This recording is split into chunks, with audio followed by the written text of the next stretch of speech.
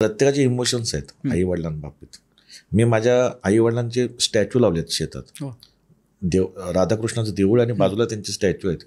ते स्टॅच्यू लावायचं कारण तेच आहे की माझ्यासोबत असावेत. काय होतं, आपण घरात फोटो वगैरे ठेवतो, नंतर वर्षश्राद्धाला काढतो वगैरे, ठीक आहे. पण शेतात जो असतो ना, तर ते त्यांचं स्वप्न होतं शेत. आईने तर बघितलं, वडिलांनी नव्हतं पाहिलं होतं.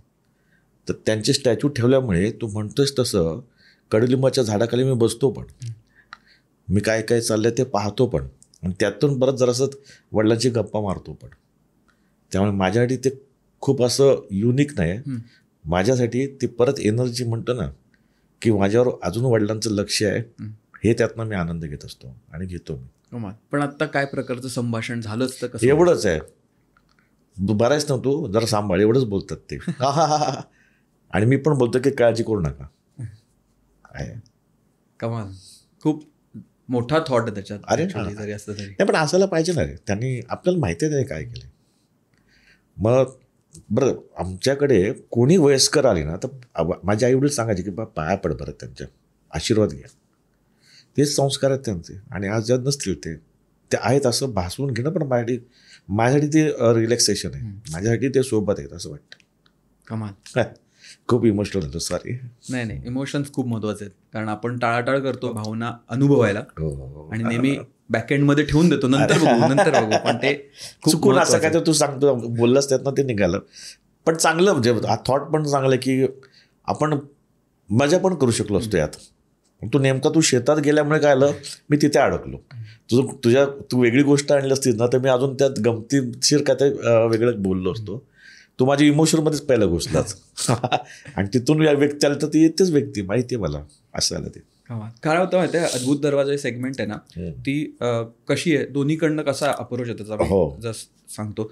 की आपण गप्पा मारतो आणि त्याच्यानंतर मी गप्पांमधनं मला त्यावेळी काय सुचेल ना ते मी मांडतो. आणि ऑफकोर्स ते गप्पांवर बेस्ड असतं, की जनरल आपल्याला कळतं की काय प्रकारची एनर्जी आहे समोरच्याची, आणि ते ऑटोमॅटिक येतं. असं नाही मी ठरवलेलं असतं की हा असं विचारू, ते बोलता बोलता येतं.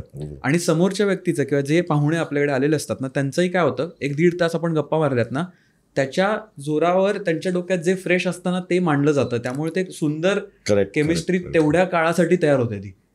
ते खूप मॅजिकल होतं, म्हणून त्याला अद्भुत दरवाजा नाव ठेवलंय. गुड. तुला सॅटिस्फॅक्शन कधी मिळतं? प्रयोगाचं पाकिट मिळाल्यावर मिळत नाही. लोकांचा रिस्पॉन्स वावा आणि आत येऊन भेटतात ना, ते खरं आपलं पाकिट आहे. आणि खरंच आहे, म्हणजे तो आशीर्वाद आहे माझ्यासाठी, आज सगळ्याच कलाकारांसाठी, की येऊन आपण जे करतोय ते लोकांना आवडते ना, लोक तिचं कौतुक करतायत ना, बस झालं. ते जास्त महत्त्वाचं आहे. पैसे मिळणारच आपल्याला, कामाचे पैसे असतात ते मिळणारच आहे, त्याच्यावर तर आपला व्यवसाय चालणार आहे. हे आहेच म्हणून काही करत नाही. सांभाळून करा, छान करा. नाटकात लोक येतात, भेटतात. लाईव्हचा हा फरक असतो की येऊन आतमध्ये येऊन लोक भेटतात, गप्पा जिवंत लोक भेटतात, गप्पा मारतात, मजा येते होतं. कारण शेवटी ना तुला घर चालवायचं असतं, एक सांभाळून सगळ्या गोष्टी करायच्या असतात. पण ना माझे घरचे, माझे भाऊ, म्हणजे आईबाबा आता गेलेत. आईबाबा माझे खूप स्ट्रॉंग होते, ते नेहमी पाठीचे असायचे. माझे भाऊ, मोठा भाऊ किरण जाधव, दुसरा राजू, आणि माझी बहीण, ह्यांनी पण मला खूप आदर. काय आमच्या घरात मी सगळ्यात लहान.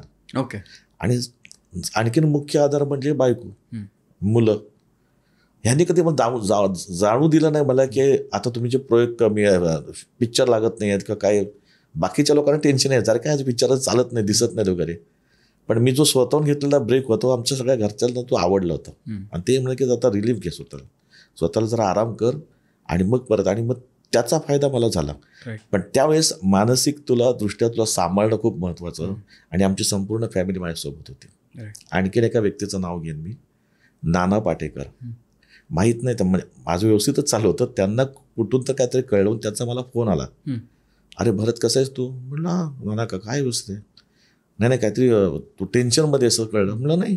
कोण बोललं?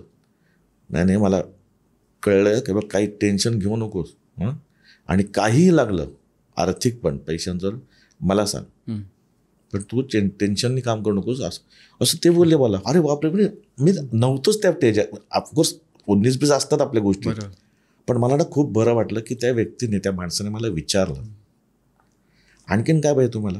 असे जेव्हा पॉझिटिव्ह माणसं कोण कुठून तरी, आपल्याला राजसाहेब ठाकरे, त्यांनी पण मला खूप त्यावेळेस त्यांनी आधार दिलाय. मैत्री म्हणतो ना आपण, ती मैत्री अशी असावी. ह्या लोकांना असतं ना, कुठं ना कुठं आपल्याला नॉक केल्यामुळे काय होतंय की अरे कोणतरी आपल्याकडे बघतोय, कोणाचं आपल्याला अजून तो प्रोत्साहन देतोय, नकळत प्रोत्साहन मिळतं ना. तर ही खूप महत्त्वाची माणसं आहेत की जे म्हणजे नाना काकांचं मला तर जामच होय वाटलं. बरं एरवी खूप अधिक दोन भेटले होते, जास्त नाही, गप्पा मारले चिकार, पण बऱ्याच दिवसानंतर एक फोन येऊन तुला विचारणं हे माझ्यासाठी खूप मोठं होतं. आणि ह्या ज्या गोष्टी येतात ना, तेव्हा ना तुझ्या आतलं इनर पॉवरनं अजून पॉझिटिव्ह होते आणि अजून काय ते करायची इच्छा होते. ते करतो आपण. कमाल. कारण त्यांचं असणं आणि विचारणं हे खूप खूप महत्त्वाचं.